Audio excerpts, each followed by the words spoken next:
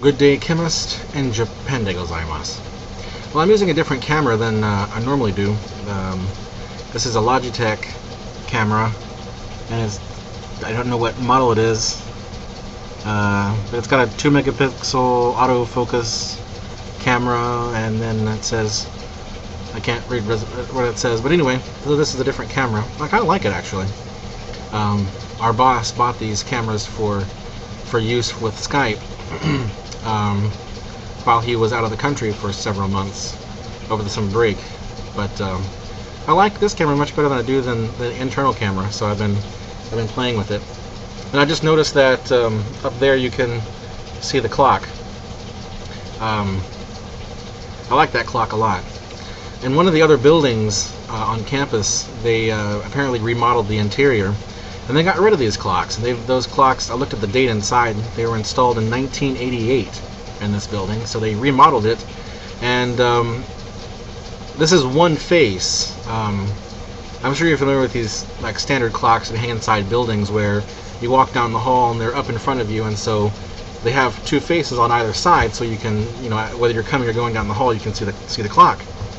Well, they had a bunch of these over in the surplus warehouse, and so I picked one up, and I thought that it ran on regular line voltage, but it doesn't. So I gave it 120 volts for about 2 minutes, and then smelled that was not correct. So let me see if I can show you this without making you throw up. So anyway, so this is it. So but it doesn't run on regular line voltage. It runs on 24 volts, and I didn't have a really convenient way to do it, so I'm using this this Variac here to step line voltage down to 24 volts, and so that drives the clock. But I love this clock primarily because I'm blind, and so I can see it across the room. But so I'm blind and I can see it across the room, and that's very nice. I have another one on the other side of the lab where I can see it over there, but it runs on line voltage. So, but that's my new addition. But the other thing I need to talk about, I haven't made very many videos lately, primarily because I've been busting my ass off here in the lab. I am about to start my second year as a grad student. For financial reasons, I decided to stay here after my undergrad and get my master's before attempting to go off to Japan for my PhD. So I'm 1 year into it, and technically I have enough work and data. I could, write my thesis and defend and graduate in December, or at least so says my boss, but I don't have enough credits. I only have 15 of the 30 required credits to graduate, and I talked to the student services person, basically the graduate advisor, and she said that well, if I wanted to register for 15 hours of credit this semester, I could theoretically graduate, if everything worked out. But since that wasn't a guarantee, and because it cost $5,000, I decided not to do that. So I'm gonna hold on. We got our thing back for our when we moved out. You get like the deposit. We actually got $170 back. Very good. That's crazy. Usually you owe them money, or Yeah. you get like $2 back. Yeah, or nothing. Or nothing. Yeah.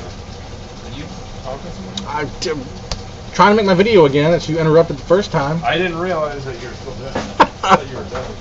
Anyway, where was I? So I can't graduate this semester because it costs too much and everything. So it's going to be May, which will be, 2 academic years, which is fine. But it's also better that I graduate in May. But the main thing I wanted to convey in this video, after all this talking, people complain about that all the time, all my talking in the videos. I am going to be visiting Japan. It's been 4 years, so I'm ready to go back and go for a visit and see people, my friends and family.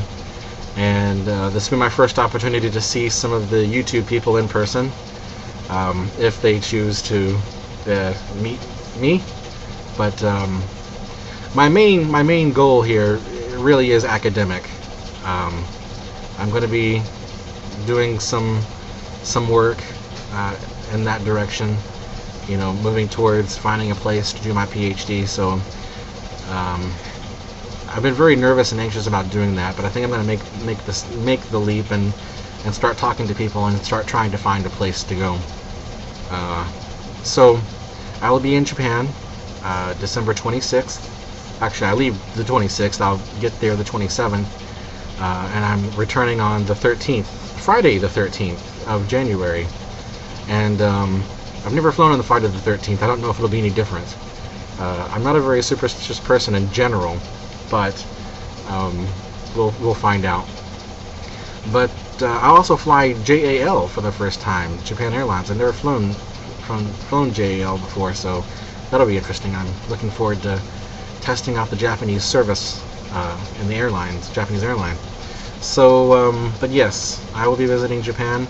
I am a Westerner, so I will be staying on the west side of Japan in the Hyogo, Osaka, Kyoto area. Actually, I will be staying in Kyoto proper, in the city, not far from Kyoto Eki. So,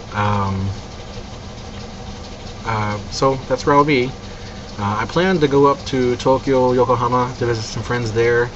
I really want to go back up to Hokkaido, so we'll see how travel plans work out. But I'm hoping to, you know, meet at least a couple of the people, especially the people in Nagoya,